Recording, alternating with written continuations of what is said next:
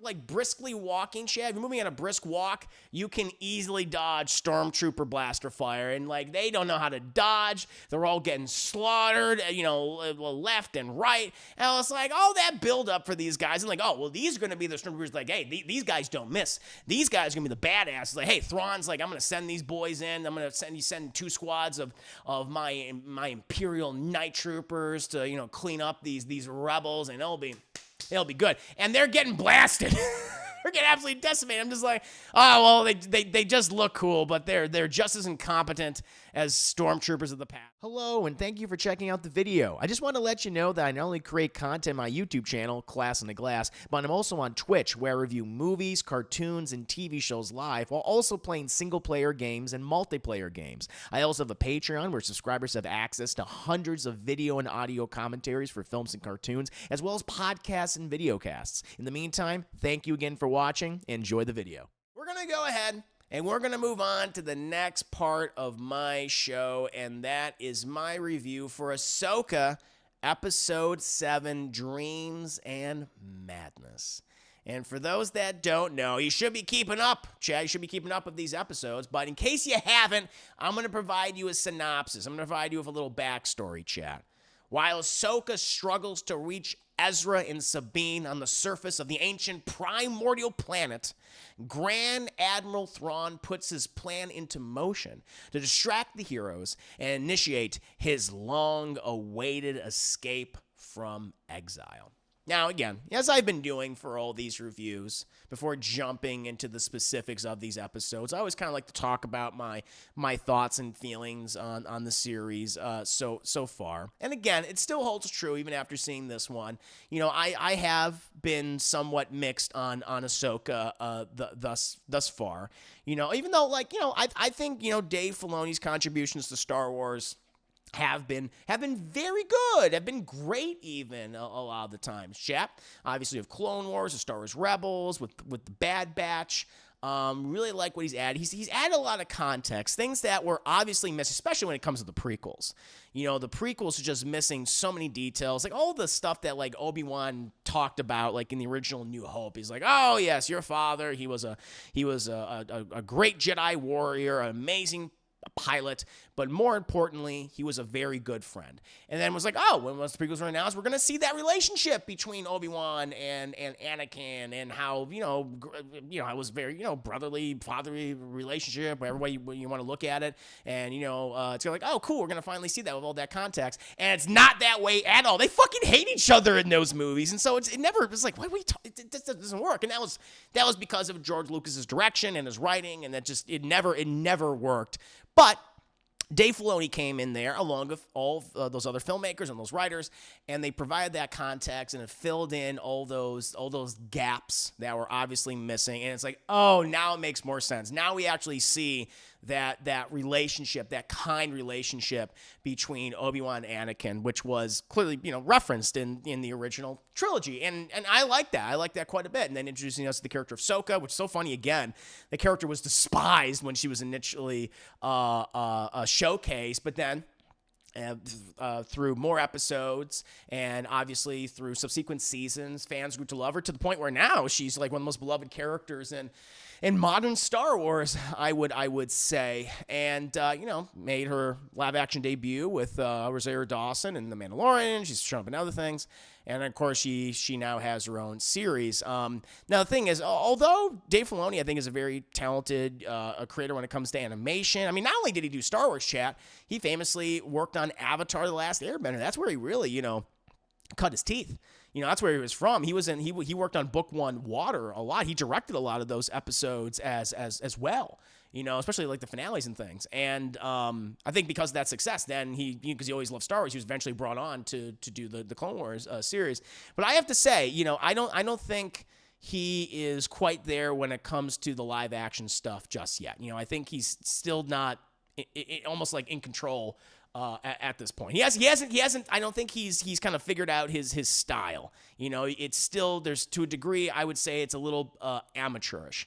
And that's certainly the case with like some of the character work that he's done. For whatever reason, in this series, he has so many of these characters, which again, transitioning from animation to live action, they're just coming off so stoic. Like the way in which they're speaking is so kind of off. It's almost like truncated. There's like these long pauses, you know, and like their body language is so slow. And it is definitely an aesthetic choice. And some people are fine with it. You know, other people downright despise it.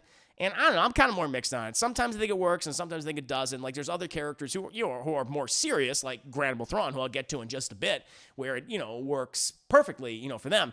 But, like, Ahsoka and Sabine, they don't feel like they're, and Hera, they don't feel like they're characters from the original animated shows at all. And of course, like, there's going to be some things lost when you make that transition from animation to live action. I mean, it's different actors a lot of the times. I mean, there's so many factors into that, but it's bizarre to me that they just don't feel in a lot of cases any way similar to their animated counterparts. But again, there is stuff that I have enjoyed quite a bit in this show. Thankfully it's now Obi-Wan Kenobi bad. It's not Book of Boba Fett bad, but it certainly does not reach the heights of Andor season 1, not at all, not in any capacity. And I mean I don't think it even reached the heights of maybe the first 2 seasons of The Mandalorian. And it's definitely better than Mandalorian season 3, but it doesn't reach the heights of those first 2 seasons and Andor. But for this episode, in particular, much like episode 6, the best parts of the episode are the ones that are focused on Grand Admiral Thrawn. Lars Mikkelsen continues to play the character as the cool, calculating tactician of Star Wars legends. For every action he commits, he explains why it serves his desires and his goals. He doesn't just, study battle tactics or strategy. He wants to understand a person's history and character, which is, a little different than a lot of Star Wars villains of the past. Very different than, your Darth Vaders, your Emperor Palpatines, your Darth Mauls, your Count Dooku's, right? What drives them to... He wants to understand, what drives them to make the decisions that they make. And we certainly see this in his study of a number of characters. Like, he even says at the end of episode 6, he's like, bring me as many files, as much information as you can about Ahsoka Tano. And, he studies her and he learns some important information. He learns like, whoa, her master was General Anakin Skywalker during the Clone Wars. And again, for people who have, read the books and have read the books that have involved, Thrawn. Like, Thrawn knows that Anakin is Vader. He's known that for a long time. And I always thought that was, like, pretty cool. And he was involved in some ancillary materials in the books and comics during the Clone Wars, in which he actually came across Anakin. They actually teamed up and they went on adventures together, which I always thought was like really interesting because they're seemingly so different, but they also have like a lot in common. They're both kind of mavericks in their respective communities. They're both kind of like looked down upon by their respective communities. In the case of Anakin's the Jedi. In the case of Thrawn, it's the Chiss ascendancy. It's it's the government which he's a part of. So I really like that. And so I'm actually excited for them to play into that later on. A lot of this was set up. But, and then we had the rest of the episode. Like all the stuff involving Thrawn is really good. They're really showcasing why this character is so special. Certainly when it comes to, Star Wars, because he's just so different. And he's just a competent villain, which is just a really nice change of pace to this franchise, especially recently, I would say. And there's other aspects, to this episode as well. We had this in the beginning. Actually, the episode starts out even before we get to Thrawn or Sabine or Ezra or Ahsoka. We focus on this military tribunal for Hera Syndulla. And, she basically is about to be, court-martialed by the New Republic. I kind of noticed that, they did not do, and I'm not bothered by it, but I thought like, we're going to go to the giant big floaty room in episodes, 1 through 3. Everyone's floating on those little donuts and stuff, but we don't. We're actually in a much smaller room, and I wonder if they just did that for budgetary constraints, even though we kind of saw that same room in Andor.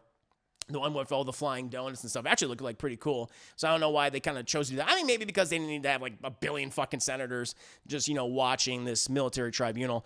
But, they have her there. And, again, it's just kind of there to showcase the bureaucracy, the incompetence, the corruption within the Republic. You got these senators or one senator in particular is just like, Heron Sedula, she's losing her mind. She needs to be court-martialed. Get her out of here. It's like, yeah, service to the military and the rebellion was great and all, but screw her. We gotta trust these other people instead. The Empire's not gonna rise. There's no heir to the Empire, right? And so you just go like, ooh, I don't like that guy. And, they they introduce a character from the past in this episode. Not going to say who it is. They're kind of in a weird place right now where they're in the timeline in which, Luke and Leia and Han and all those other characters are still alive. Obviously, between Return of the Jedi and Force Awakens. I mean, it's 30 years, of possibilities right there. But at the same time, the Star Wars has kind of been a bit of a rut where it's like they're kind of in an odd place, in a rock and a hard place, like literally, where it's like, well, I mean, like this is a huge threat that's happening, like Return of Admiral Thrawn. So why aren't like Luke and Han and Leia involved in that? They're such important members of the rebellion and of the New Republic, so why wouldn't they be?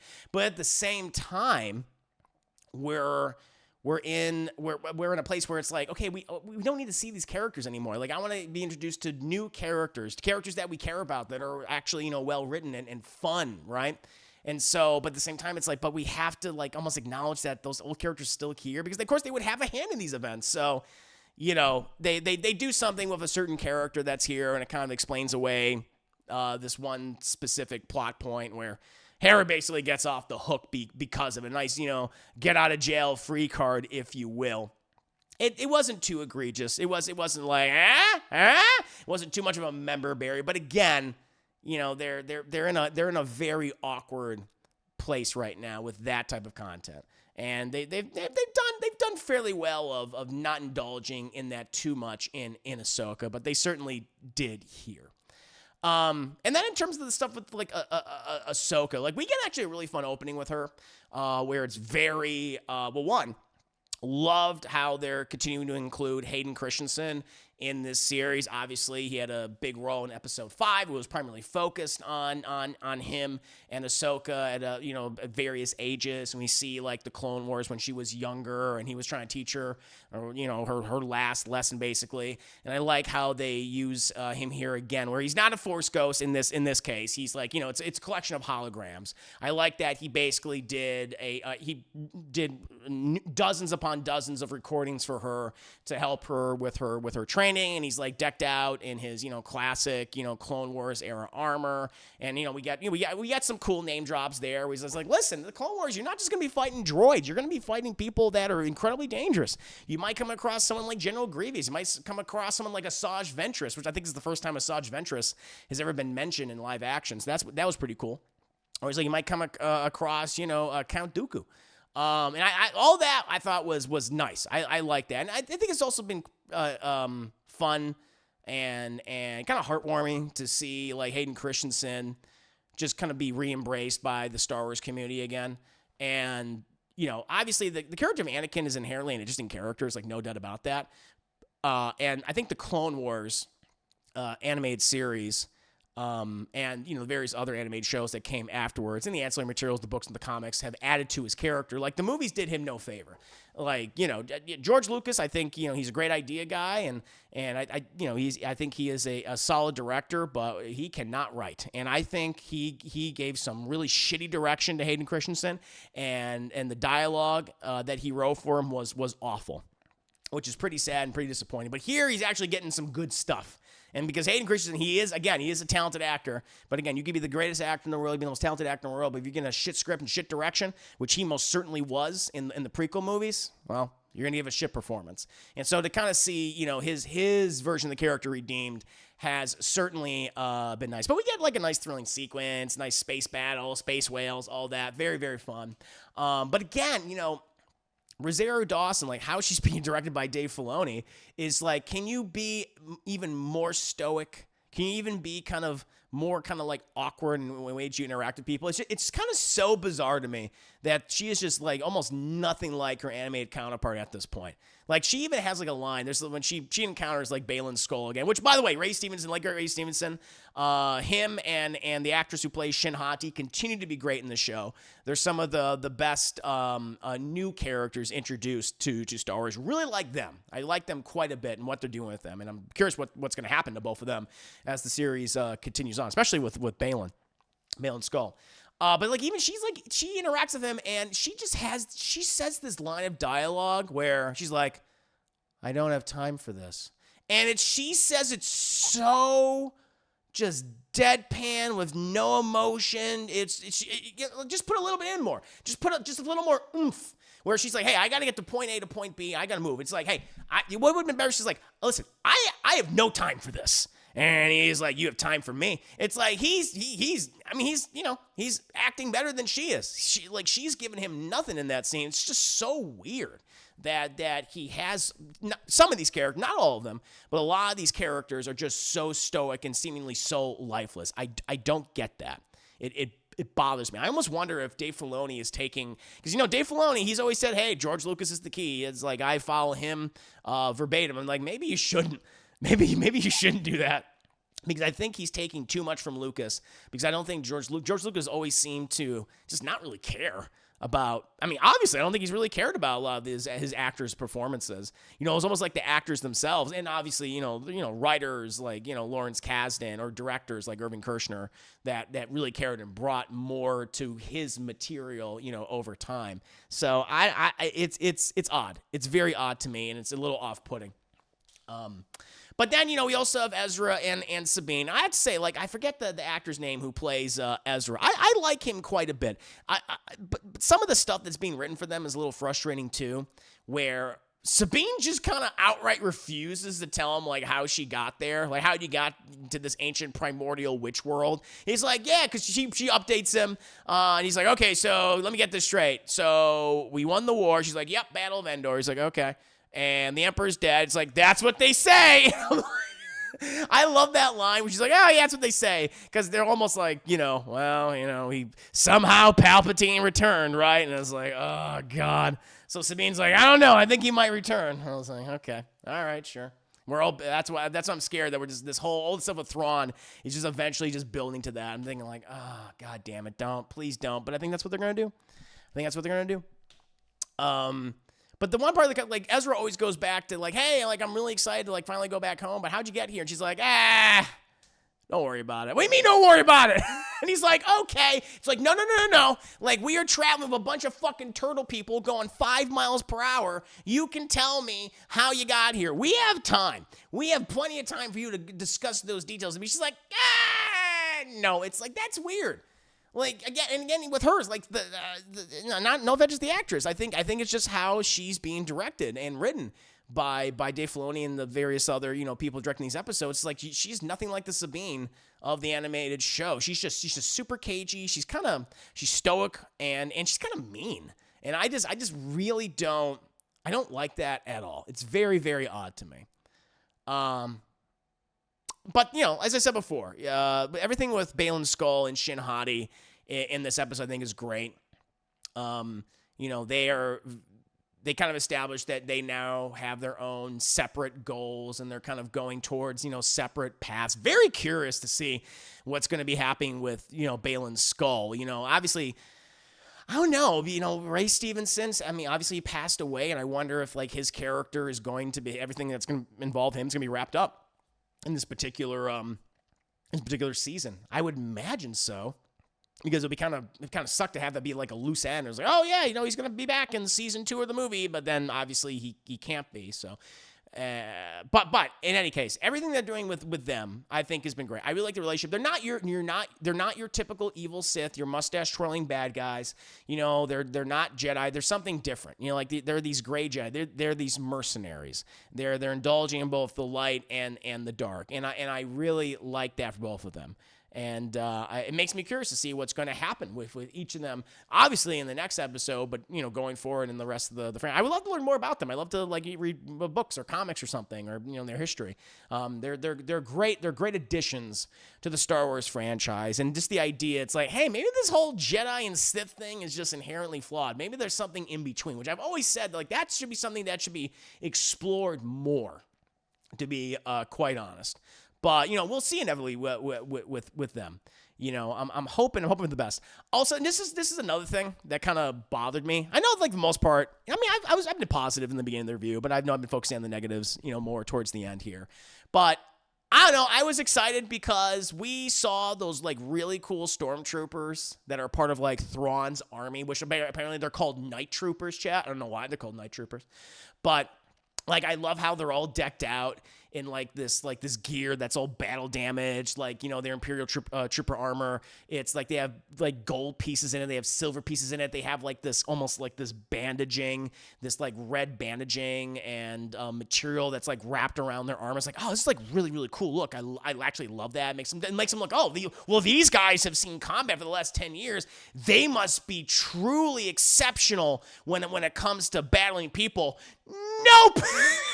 They are the stormtroopers of old. They can't shoot anything. If you're moving at a brisk, if you're briskly walking, Chad, if you're moving at a brisk walk, you can easily dodge stormtrooper blaster fire. And they don't know how to dodge. They're all getting slaughtered, left and right. And I was all that build up for these guys. And oh, well, these are going to be the stormtroopers. Hey, these guys don't miss. These guys are going to be the badasses. Hey, Thrawn's I'm going to send these boys in. I'm going to send 2 squads of my Imperial Night Troopers to clean up these rebels, and it'll be good. And they're getting blasted. They're getting absolutely decimated. I'm just oh well, they just look cool, but they're just as incompetent as stormtroopers of the past. And I was God damn it, I don't know.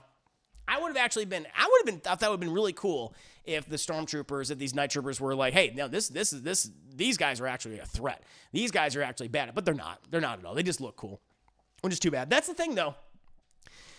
As we get towards the the end of this season or series, again, they said they're building towards a movie, so I don't know if there's going to be a season 2. I have no idea. But I feel you have to have Thrawn win by the end of the show in order to set him up as the big threat that he is. Everyone's saying hey, he's coming back. He is the. I mean, Mon Mothma even asked Harris is he actually come back? Is this serious? And Harris yeah. And so, you can't have it where the good guys win by the end of the series. Because if they end up winning, then it's just well, who fucking cares about him? Do not undercut him. If you undercut him, then people be well, why should I be afraid of this guy? Mainstream people, who don't even know who Thrawn is. That's a huge problem. And again, it's my general fear that Thrawn is just going to be just a lead up to the sequel trilogy, and he's just going to be used as a way to answer all the plot holes, the way to fill in all the plot holes that are introduced in, all those movies, whether it be The Force Awakens, The Last Jedi, or Rise of Skywalker. I'm just I don't want him to be relegated to that, because he is significantly more than that, certainly to me. But I'm worried that that's what he's going to end up being. Because he deserves better. At the end of the day, I still say that they should have just adapted the Thrawn trilogy. Loose adaptations, whatever you want to do, that's what they inevitably should have done for a sequel trilogy. And then after that, it's hey, let's do whatever we want now in the Star Wars universe. Let's go back in the past. Let's go thousands of years in the future or whatever. But we'll inevitably see, chat. So I don't think this is as good as the last episode. I think last episode was much better. There's some questionable stuff they're doing with some of these characters, but again, Grand Admiral Thrawn continues to be amazing. Lars Mikkelsen continues to kill it in this show. I think the show got significantly better once he entered. But again, it's the show's called Ahsoka, and one of the most uninteresting characters in the show is Ahsoka. That's a problem. So I don't know how they're going to fix that, if they will fix that, because I'm not the only one that's saying that she's stoic. I'm not the only one that's saying that her, the way in which she's playing this character is weird and awkward. Okay, I'm not an outlier here. Other people are saying this. Other people are saying that she's nothing like the Ahsoka of old, of those animated shows. And so yeah, it makes me a little worried what's going to happen. But again, I think it's fun. This is very cotton candy, entertainment. It could be better. Infinitely could be better. Especially, I wish Thrawn was an Andor. My God, like that character deserves to be in a better show. He deserves to be in that series where we can get into the the cultural, political minutia of the galaxy and what it's like to live under fascism and like what Thrawn's role is in all that. Like that's where he needs to be, but he's not. That's the quality. That's the level of quality I want for my Star Wars right now. I know people's like, I don't want everything to be like Andor. I'm like, no, I agree. But I'm at a point where I'm like, I think Star Wars should be like Andor right now. It needs to be at that level of quality. And I hope it eventually gets there, but I don't think it will. But we'll see, Chad. We'll see. But yeah, that's my review for Ahsoka, Episode 7, Dreams and Madness. What about you guys? What do you think of the episode? If you haven't seen it, what do you think of the series so far? Let me know. I hope everyone enjoyed the video, and I want to take the time to tell you about my Patreon, Class in the Glass, which offers hundreds of film commentaries and video reactions to numerous movies, TV shows, and cartoons. If you're a fan of shows like Batman the Animated Series and Avatar: The Last Airbender, or films like Aliens and Raiders of the Lost Ark, my Patreon is the platform for you. Currently, I'm doing a subathon to reach 75 subs on the platform. If we hit 75 subs, we'll be able to start voting on the next edited YouTube reaction, which will include actual clips and scenes from the movies and shows I comment over. Choose from such films as Fire and Ice, Masters of the Universe, Mighty Morphin Power Rangers the movie, Mortal Kombat Annihilation, or Spawn. Subscribing at any tier level is appreciated, and feel free to give feedback at any time. Thank you again for watching the video, and see you next time.